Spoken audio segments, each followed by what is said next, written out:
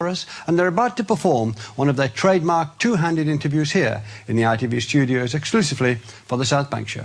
Ladies and gentlemen, John Bird and John Fortune.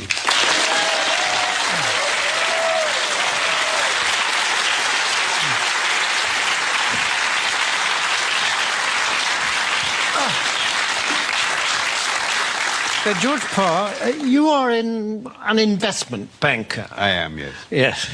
And as such, you have your fingers right on the pulse of the financial market. Yeah, very much so, yes. And during the summer, there's been a great deal of turbulence and volatility in the market, yes. Tremendous, yes, tremendous. Yes, and what is caused that? Well, you have to remember two things about the market. One is that they are made up of very sharp and sophisticated people who, these are the greatest brains in the world.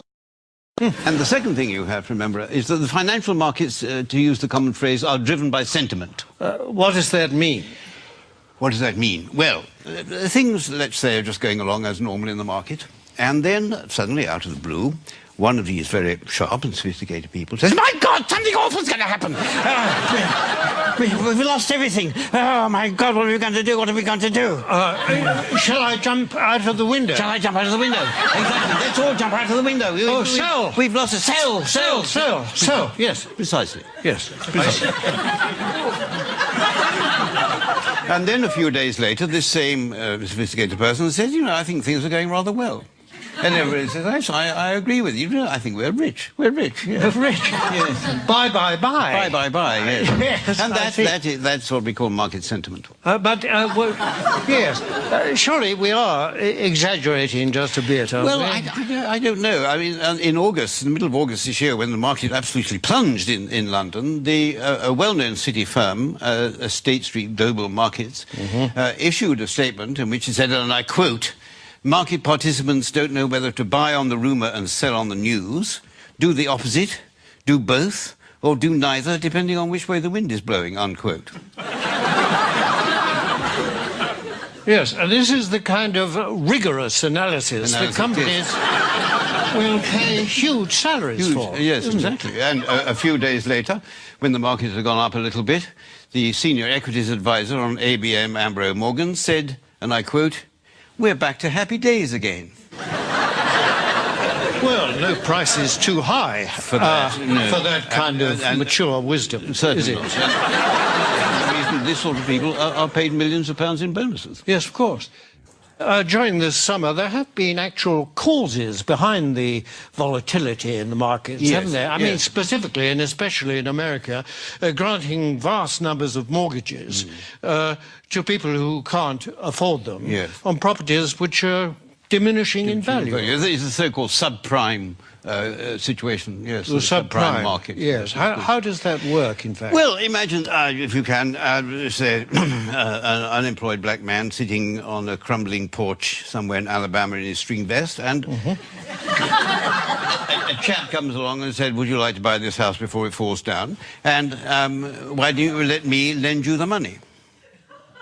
And is this chap who says this, is he a banker? Oh, no. He's a mortgage salesman. His income depends entirely on the number of mortgages that he can arrange. So his judgment to arrange mortgages is completely objective? Completely objective, yes, absolutely. Yes. And what happens next? Well, then this debt, this mortgage, is taken, bought by a bank and packaged together on Wall Street with a lot of other similar debts. Without going into much detail about what is actually... Without going into any detail, no, it's far too boring. And so this is put into a package of debt, and then it's moved on to Wall Street, and this is extraordinary what happens then, that somehow this package of dodgy debts stops being a package of dodgy debts and starts being what we call a structured investment vehicle. And SIV? An SIV, exactly, yes. Yes, I see. And then someone like you comes along and buys it. I buy it, yes, and then I will ring up, I don't know, somebody in Tokyo and say, "Look, I've got this package, do you want to buy it?" And they say, "What's in it?" And I say, "I haven't got the faintest idea." And they say, "How much do you want for it?" And I say, $100 million, and then they say, "Fine, that's it." And that's the market.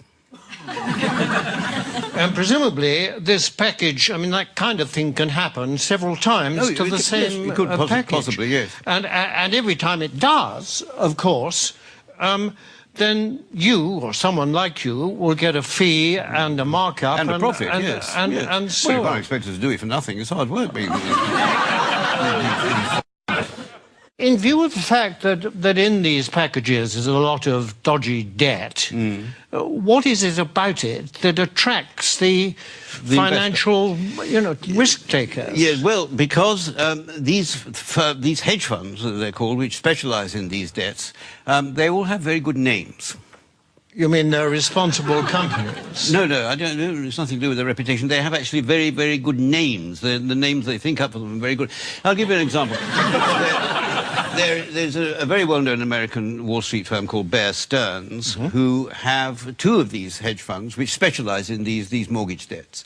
And they lost so much money, lost so much of its value, that Bear Stearns announced that they would have to put in $3.2 billion into one of the funds to try and keep it afloat. $3.2 billion? 3.2 billion, yes. And even then they said the investors couldn't get any money out of it and they were going to let the other fund go. But one of these funds was called the High Grade Structured Credit Strategies Fund, and the other was called the High Grade Structured Credit Enhanced Leverage Fund. Well, that sounds very good. But that's good, isn't it? It sounds very trustworthy. Actually, this is the magic of the market. What started off as lending a few $1,000s to an unemployed black man in a string vest has become a high-grade structured credit enhanced leverage fund. I like the sound of it. It is good. Well, it sounds very trustworthy. I mean, it's got good words in it. It's got words like high. High is good. High is good. Yes. Better than low, anyway, isn't it? Yes, absolutely. And structured is another good word. Very good. Enhanced is... I love enhanced. Enhanced is very... I mean, I'd buy anything if it said enhanced. Absolutely, yes. Yes. It might have been different if it said the unemployed black man in the string vest fund, but yes, because then alarm bells might start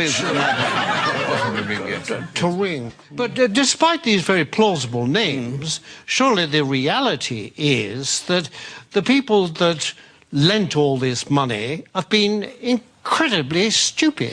Oh, no. The reality is that what was stupid is, for some point, somebody asked how much money these houses were actually worth.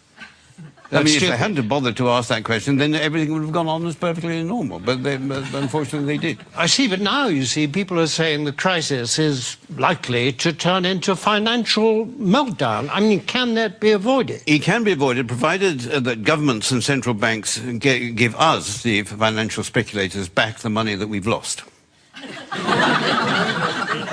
But isn't that rewarding greed and stupidity? No. It's rewarding what the Prime Minister Gordon Brown called the ingenuity of the markets. That is You see, and we don't want this money to spend on ourselves. We want this money just to go into the market so that we can carry on borrowing and lending money as if nothing had happened without thinking too much about it. Yes, but if the worst came to the worst and you didn't get this money, what then? Well, then there'd be another market crash, and then I would say to you what people like me always say, that it's not us that will suffer, it's your pension fund. Thank you very much, George Parr. A pleasure.